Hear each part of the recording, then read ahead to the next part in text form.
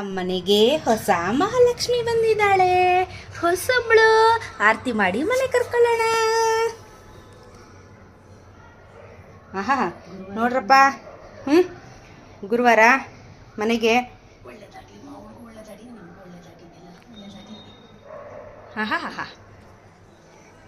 ಯಾರ್ದು ದೃಷ್ಟಿ ತಾಗ್ಲೇ ಇರ್ಲಪ್ಪ. ಇವಳಿಗೆ ಮನೆಗೆ ಬರೋಕ್ಕಿಂತ ಮುಂಚೆನೆ ನಾವು ಹೆಸರು ನಾಮಕರಣ ಮಾಡ್ತಾ ಇದ್ದೀವಿ. ಇವಳ ಹೆಸರು ಏನು ಗೊತ್ತಾ? ಇಲ್ಲೋಡು ಪಾಪು, ಇವಳ ಹೆಸರು ಸುಬ್ಬಿ. ಎಲ್ಲರೂ ಹೇಳಿ 3 ಸಲ, ಸುಬ್ಬಿ ಸುಬ್ಬಿ ಸುಬ್ಬಿ. ನಮ್ಮನೆಗೆ ಹೊಸ ಮಹಾಲಕ್ಷ್ಮಿ ಬಂದಿದ್ದಾಳೆ.